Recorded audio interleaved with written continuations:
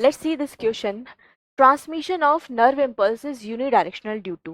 तो ये कह रहा है बच्चों, जो नर्व इम्पल्स का ट्रांसमिशन होता है, नर्व इम्पल्स का ट्रांसमिशन क्या होता है? जब नर्व इम्पल्स एक न्यूरॉन से दूसरे न्यूरॉन के अंदर ट्रांसमिट होती है, जो कहाँ पे होता है? सिनेप्स पे होता है, सिनेप्स या न्यूरोमस्कुलर जंक्शन पे। तो ये मैंने क्या बनाया बच्चों? ये मैंने एक सिनेप्स का डायग्राम बनाया है। This is the axon terminal of first neuron, this is the dendrite membrane of another neuron. तो इन दोनों के बीच में यहाँ पे जो बना है दैट इज सिनेप्स। ये क्या बनाया मैंने? ये बनाया मैंने सिनेप्स। अब आपको पता है सिनेप्स के अंदर जो यहाँ पे इम्पल्स का ट्रांसमिशन हो रहा है वो इसी डायरेक्शन में होगा, डायरेक्शन यही होगी। इसकी अपोजिट डायरेक्शन जो है वो पॉसिबल नहीं है, वो पॉसिबल नहीं है। और वो पॉसिबल क्यों नहीं है? क्योंकि आपको ये पता है कि जो सिनेप्टिक वेसिकल्स होती हैं, न्यूरोट्रांसमीटर से भरी सिनेप्टिक वेसिकल्स आपको एक्सॉन एंडिंग पर ही मिलेगी।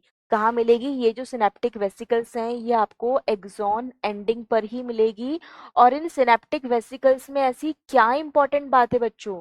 जब इम्पल्स यहाँ पर पहुंचेगी, नर्व इम्पल्स यहाँ पहुंचेगी, तो सिनेप्टिक वेसिकल्स फटेगी, न्यूरोट्रांसमीटर रिलीज होंगे। सामने जो डेंड्राइट की यहाँ पे मेम्ब्रेन है, जिसको आप पोस्ट सिनेप्टिक मेम्ब्रेन बोलते हैं, इन पे प्रेजेंट इन रिसेप्टर से न्यूरोट्रांसमीटर बाइंड करेंगे।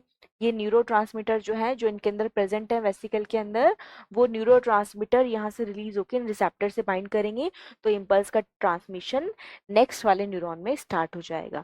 इस तरीके से इम्पल्स का ट्रांसमिशन होता है, कंडक्शन की बात नहीं। कंडक्शन हम बोलते हैं एक ही न्यूरॉन में, एक्सोलेमा में इम्पल्स कैसे आगे बढ़ रही है।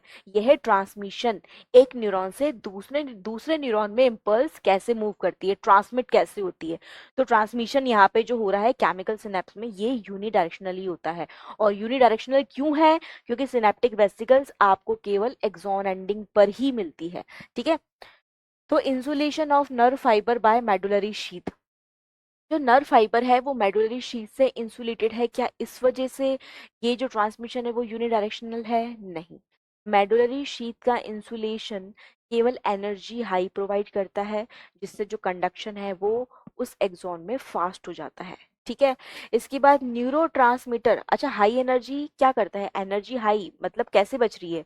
यहाँ पे मेडुलरी शीथ जो है वो एनर्जी को बचाता है, लॉस्ट होने से बचाता है, क्योंकि मेडुलरी शीथ क्या है? लिपिड से बनी हुई है ना, हाई लिपिड और कम प्रोटीन, इससे बनी हुई शीथ है, एक लेयर है जो एनर्जी के लॉस को बचाता है।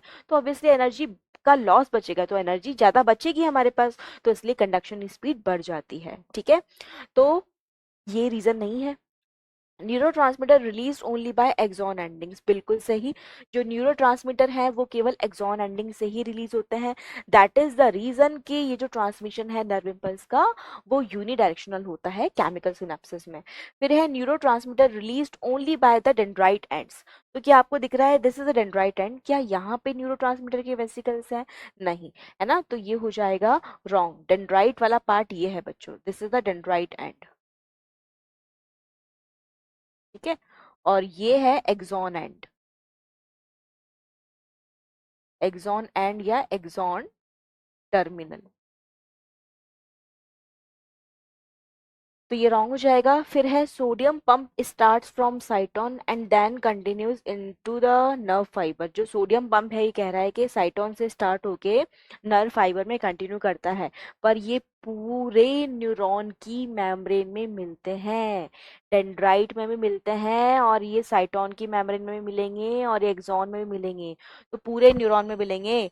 और ये मिलेंगे भी सही तो इस क्वेश्चन का रीजन नहीं बनेंगे। ठीक है। इस क्वेश्चन का एक रीजन है ऑप्शन बी। तो इस क्वेश्चन के लिए करेक्ट आंसर क्या हो जाएगा बच्चों? Option B would be the correct answer for this question.